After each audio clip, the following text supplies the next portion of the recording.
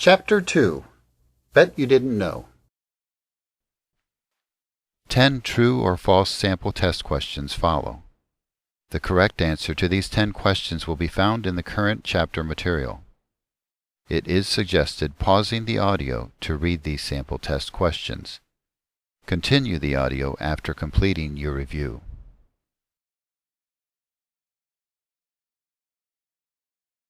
Bet you didn't know. Does Delaware law require all pedestrian crosswalks to be marked? The answer, no. Title 21, Chapter 41, Rules of the Road. Subchapter 5, Pedestrians' Rights and Duties. Section 4142, Pedestrians' Right-of-Way and Crosswalks. When traffic-controlled signals are not in place or not in operation, or when the operator of a vehicle is making a turn at an intersection, the driver of a vehicle shall yield the right-of-way, slowing down or stopping, if need be, to so yield, to a pedestrian crossing the roadway within a crosswalk when the pedestrian is upon the half of the roadway upon which the vehicle is traveling, or when the pedestrian is approaching so closely from the opposite half of the roadway as to be in danger. Section 4143. Crossing at other than crosswalks. Every pedestrian crossing a roadway at any point other than within a marked crosswalk or within an unmarked crosswalk at an intersection shall yield the right-of-way to all vehicles upon the roadway. Believe it, according to Delaware law, Section 4143, crossing at other than crosswalks, every intersection is considered to contain crosswalks, whether or not the crosswalks are identified with line markings. Read the law again. Read it carefully. Every pedestrian crossing a roadway at any point other than within a marked crosswalk or within an unmarked crosswalk at an intersection. So the correct answer is no. Delaware law does not require a pedestrian crosswalk to be marked if it is located in an intersection. Bet you didn't know. Does Delaware law require pedestrians to walk facing opposite direction traffic when walking in the street? Answer, yes. Bet they didn't know. See pictures 2-3 and 2-4 below. Title 21, Chapter 41, Rules of the Road. Subchapter 5, Pedestrians' Rights and Duties.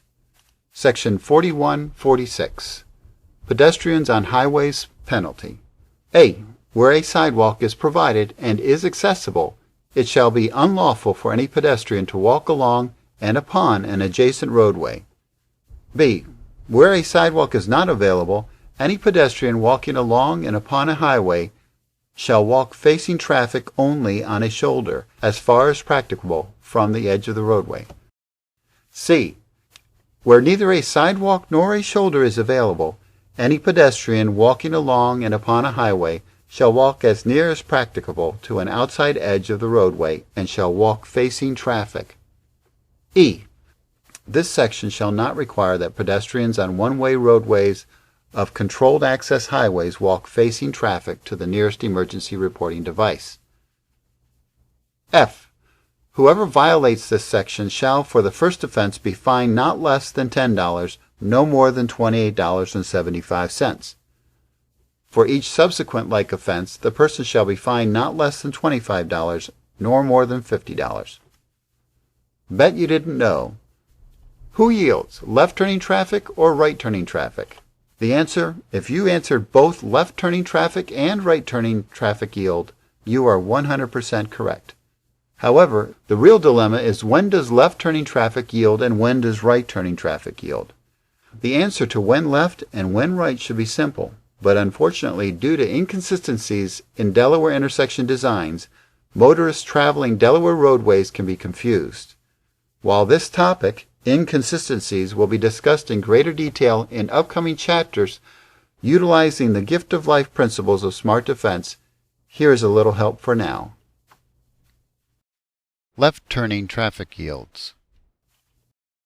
A left turn when traveling on a two-way road and a left turn on a green traffic signal, pictures 2-6, 7, and 8 below, are all examples of left-turning traffic yields. The left turn yield has been a driving requirement for decades. Right-turning traffic yields. Right-turning traffic in a designated right turn lane containing a yield sign when the right turn lane is separated from straight traffic by a raised and/or painted traffic island. See arrows below. Please note the above picture 2-9 contains a yield sign, yellow and black arrow, number 1, where the right turn lane is separated from the straight traffic by a raised traffic island, yellow and black arrow, number 2. This intersection design, where the traffic signal no longer controls right-turning traffic, is an example of how the switch occurred, causing right-turning traffic to at times become the yielding traffic. Bet you didn't know. Exactly what is the yield sign intending to mean in the picture 2-9 above? If your answer is yield, that is not a complete answer. The answer, when a yield sign is placed in a right turn lane separated from straight traffic by a painted or raised traffic island, yellow and black arrow number 2 above, it is intended to mean that right-turning traffic does not have an adequate acceleration lane and will be required to make one of the following 3 choices. Choice number 1, stop until clear to merge. Choice number 2, adjust to a safe merging speed. Choice number 3, continue and merge at current speed. Please note the word intending was purposely used due to the D-Team's previous acknowledgement of inconsistencies of Delaware roadway designs. The above is only an introduction to right turn yields. This topic will be discussed in greater detail in upcoming chapters utilizing the gift of life principles of smart defense. Bet you didn't know. A single solid white line is identified in Delaware law as meaning what? The answer, Delaware law does not have any identification of the meaning of a solid white line. In fact, Delaware law does not identify the meaning of any pavement line markings, be it yellow or white. The D-Team will turn to the previously mentioned MUT-CD for the answer to the meaning of a single solid white line, since there is no Delaware law that addresses pavement line markings. According to the MUT-CD, a single solid white line discourages crossing. The MUT-CD goes on to state a double solid white line prohibits crossing. Important. The D-Team is not encouraging any motorist to cross a single solid white line. However, the D-Team is identifying there is no Delaware law to prohibit such an act. The Delaware Driver's Manual does identify pavement line markings. This manual is not Delaware law and is not always accurate. Caution should be used.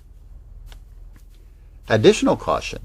Even though DelDOT claims the MUT-CD as the authority they follow, unfortunately inconsistencies in the use of pavement line markings in Delaware are present, thus leading to potential confusion. Please take a few moments to review DelDOT's Concord Pike intersection line markings pictured in 2-10 and 2-11 below.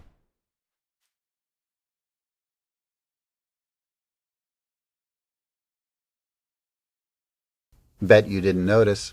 Why are there single broken white lines and a single solid white line approaching 2 separate traffic light controlled intersections on the Concord Pike in Wilmington, Delaware?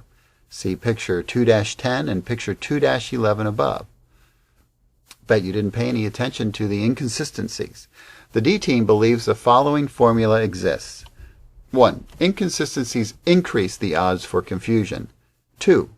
Confusion increases the odds for collisions. 3. Collisions increase the odds for becoming a statistic. Picture 2-12 below. Therefore, it is a goal of the D-Team to lessen the inconsistencies and confusion on Delaware roadways through identification and education. Important. Immediately below you will find a statement taken directly from the MUT-CD emphasizing the gift of life safety importance of the accurate understanding of pavement line markings. MUT-CD. Learn about pavement markings. Pavement markings are a very important part of the communication system for road users along our nation's highways and roads. Can you imagine traveling on a freeway, major highway, or city street without the information that pavement markings provide?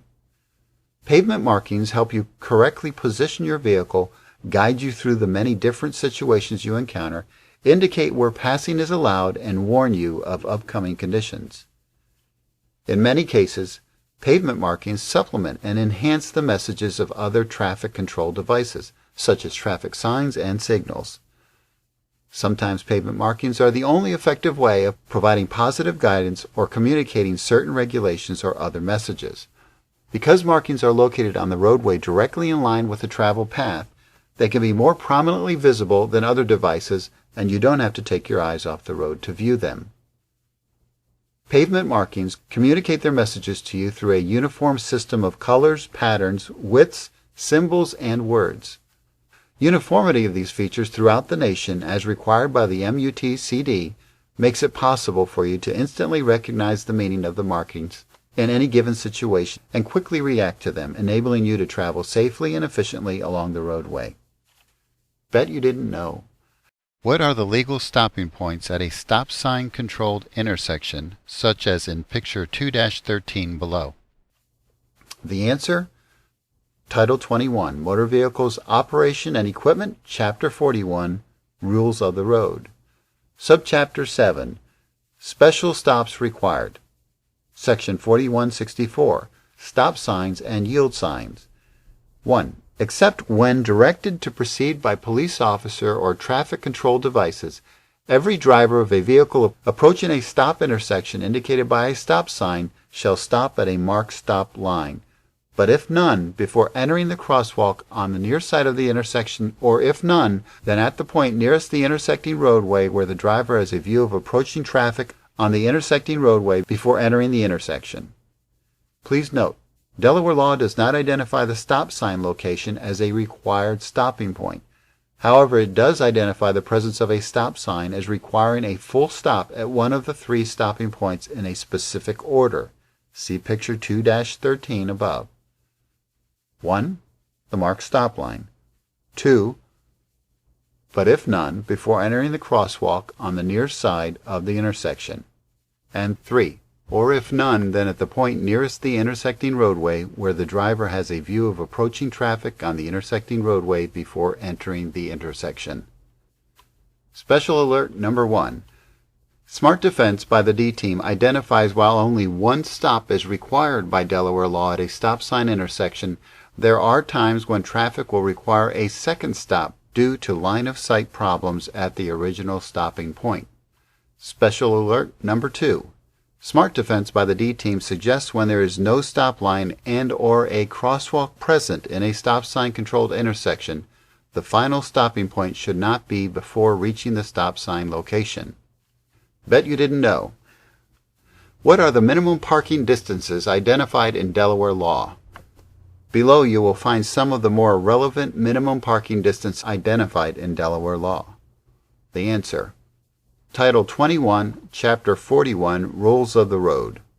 Section 4179, Stopping, Standing, or Parking. E.